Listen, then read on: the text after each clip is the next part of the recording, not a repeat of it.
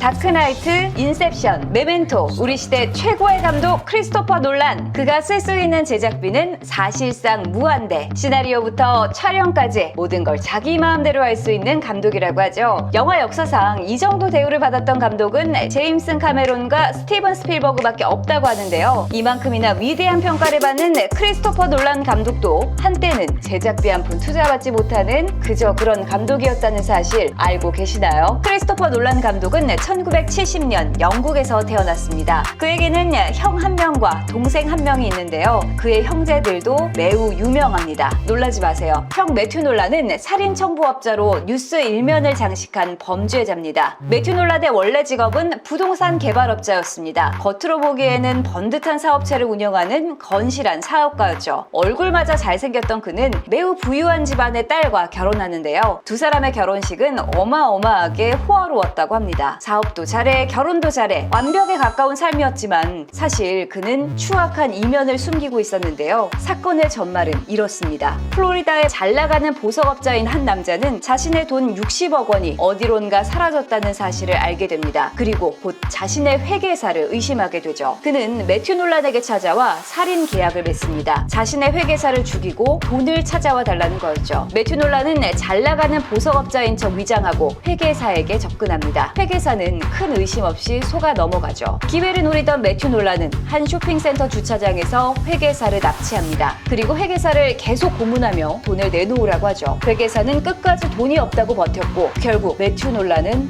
그를 죽입니다. 나중에 밝혀진 진실에 따르면 사실 그 회계사는 돈을 훔쳐간 게 아니었습니다. 엉뚱한 사람을 의심한 거죠. 이 사건으로 매튜 놀란은 감옥에 갇히게 되는데 감옥 11층에 갇혀있던 그는 배트맨의 빙의라도 했는지 몰래 밧줄을 만들어 탈옥을 시도합니다. 교도관에 따르면 그가 만들었던 밧줄은 자기가 살면서 본 밧줄 중에 가장 튼튼했다고 하죠. 마치 현실판 조커를 보는 듯한 느낌이죠. 동생이 배트맨 시리즈의 감독이라는 걸 생각해보면 가끔은 인생이 참 아이러니하다고 느껴지네요. 반대로 동생 조나선 놀란은 좋은 의미로 유명합니다. 영화 메멘토, 다크나이트, 인터스텔라의 각본가로 형과 함께 영화를 만들었고 드라마 웨스트월드에서는 직접 연출을 맡기도 했습니다. 시나리오만 본다면 형 크리스토퍼 놀란보다 더 뛰어나다는 평가를 받을 정도로 할리우드에서 인정받는 각본가이자 제작자입니다. 다시 크리스토퍼 놀란의 이야기로 돌아가보죠. 놀란은 영화 감독이 되는 것 이외에는 아무 진로에도 관심이 없었다고 하는데요. 대학교를 갈 때가 되자 영화와는 전혀 상관없는 영문학과에 진학합니다. 그의 아버지가 해줬던 말이 중요한 영향을 끼쳤다고 합니다. 하고 싶은 일과 관련 없는 전공을 택해라. 세상에 대해 보다 다양한 관점을 가질 수 있기 때문이다. 1993년 대학교를 졸업한 놀란. 영화도 좋지만 당장 생계를 해결해야 했고 기업 홍보 영상을 제작해주는 업체에 취직하게 됩니다. 당시 놀란은 침대 살 돈이 없어 친구에게 조그마한 매트리스를 빌려 1년간 침대 대신 썼다고 합니다. 직장 생활을 하며 틈틈이 영화를 만들던 놀란은 1996년에는 도둑질, 1997년에는 두들버그라는 단편 영화를 내놓습니다. 두 영화 모두 매우 좋은 평가를 받았죠. 자신이 만든 단편 영화가 연달아 좋은 평가를 받게 되자 놀란은 본격적으로 상업용 장편 영화에 도전하기 시작합니다.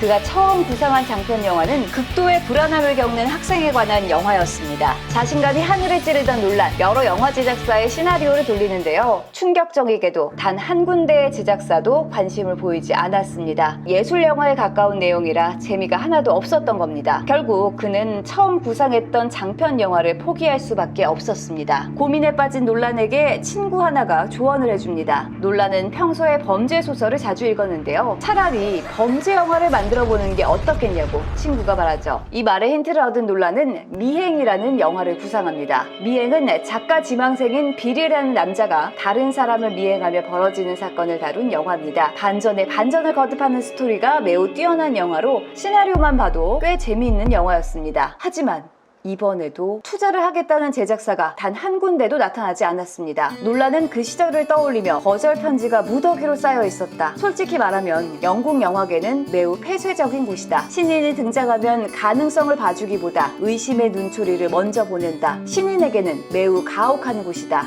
뛰어난 단편 영화를 여러 편 제작했고 가능성도 충분히 인정받았지만 단 한 명의 투자자도 만날 수 없었던 놀란. 놀랍게도 그는 자신의 재산을 탈탈 털어 직접 영화를 만들기로 결심합니다. 답답하면 내가 만든다. 일하며 받은 월급과 단편 영화로 받은 상금, 그리고 사람들에게 모금까지 받아가며 정말 박박 긁어 돈을 모았는데요. 그 돈이 다 합쳐서 6,000달러, 우리나라 돈으로 약 730만 원 정도였습니다. 생활비는 벌어야 했기 때문에 주중에는 일을 하고 주말에만 영화를 찍었습니다. 배우와 스태프는 모두 논란의 친구들이었고 세트 지을 돈은 당연히 없었기에 부모님 집을 빌려서 영화를 찍었습니다. 730만 원으로 영화를 찍다 보니 같은 장면을 2번, 3번 찍다가는 돈이 모자랄 수밖에 없었습니다. 한 번에 원하는 장면을 얻어야 했죠. 이 과정에서 논란은 극강의 효율성을 터득하게 됩니다. 보통의 영화에서는 1분의 장면을 만드는데 15분 정도의 촬영 분량이 필요하다고 흔히 얘기합니다. 한 장면을 클로즈업 한 번, 풀샷 한 번, 여러 앵글에서 찍기도 하고 마음에 드는 컷을 얻기 위해 같은 장면을 10번, 20번 찍기도 하니까요. 그런데 논란은 1분의 장면을 만드는데 2분 30초 정도의 촬영 분량만 있으면 된다고 합니다. 웬만하면 한 장면을 한 번만 찍고 3번 이상 찍는 경우는 거의 없다고 합니다. 진짜 미친 효율이에요. 봉준호 감독도 철저하게 필요한 컷만 딱딱 찍는 걸로 유명한데요. 극강의 효율성은 뛰어난 감독들의 공통점인 것 같습니다. 다시 논란의 암울한 시절로 돌아가 보죠. 730만 원으로 1년에 걸쳐 만든 첫 장편 영화 미행, 과연 평가는 어땠을까요? 논란의 무모한 도전은 성공했을까요? 미행은 놀랍게도 각종 영화제에서 상을 휩쓸었습니다. 저예산으로 만든 영화인 만큼 큰 수익을 얻지는 못했지만 재미와 작품성 모두 인정받았죠. 제작사는 틀렸고 논란은 옳았습니다.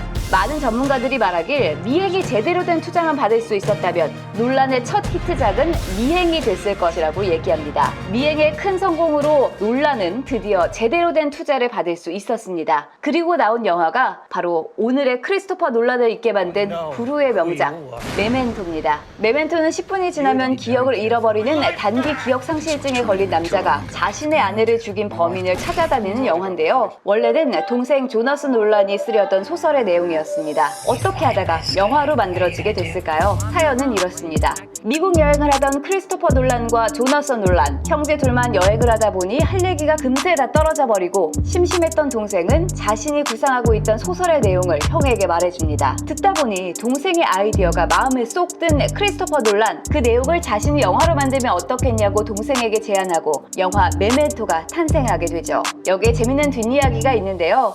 형 크리스토퍼 놀란은 동생이 메멘토의 아이디어를 여행 첫날 말해줬다고 기억하고 동생은 여행 2번째 날에 말해줬다고 기억합니다. 메멘토다운 뒷이야기라고 할까요?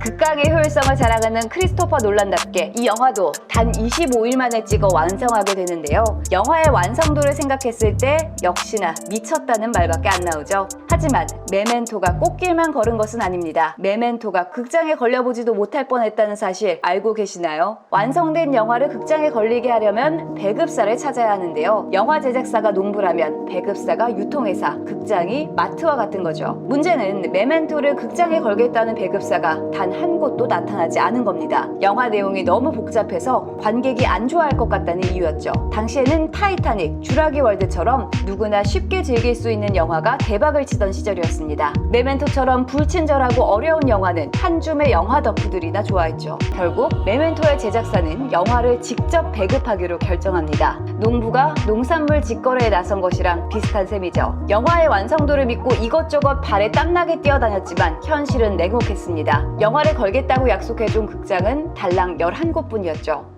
그런데 제작사와 배급사는 물론 크리스토퍼 놀란조차도 예상하지 못했던 사실이 하나 있었습니다. 메멘토가 나왔던 2000년은 전 세계적으로 누구나 인터넷을 쓰기 시작한 때였습니다. 우리나라에도 초고속 인터넷이 보급되던 시기였죠. 메가패스가 집집마다 깔리고 네이버가 통합 검색 서비스를 시작한 게 2000년이었습니다. 메멘토를 보신 분이라면 공감할 거예요. 메멘토는 한 번 보고 나면 인터넷에 검색을 할 수밖에 없는 영화잖아요. 인터넷에서 메멘토라는 영화가 뜨겁게 떠오르기 시작합니다. 메멘토를 찾는 사람이 늘어나자 뻣뻣했던 극장들도 180도 태세를 전환합니다. 영화가 개봉한 지 석 달 만에 500개 극장에서 메멘토가 상영되기 시작했습니다. 제작비가 900만 달러였는데 수익이 4천만 달러, 제작비의 4배 이상을 벌어들였습니다. 흥행 대박이 난 거죠. 이번에도 배급사 틀렸고 논란은 옳았습니다. 그 이후의 스토리는 여러분들 너무나 잘 아실 거예요. 인썸니아, 배트맨 비긴즈, 프레스티지, 다크나이트, 인셉션, 다크나이트 라이즈, 인터스텔라, 덩케르크에 이르기까지 모든 영화가 다 성공합니다. 실패한 영화는 단 한 편도 없죠. 그가 오는 7월 베일에 쌓인 신작 테넷으로 돌아오는데요. 테넷은 시간 역행을 소재로 한다는 것 이외에는 어떠한 정보도 공개되어 있지 않습니다. 메멘토, 인셉션에 이어 또 어떤 시간의 마법을 보여줄지 너무나 기대됩니다. 논란의 놀라운 이야기 재밌으셨나요? 이상 나노스토리였습니다. 안녕!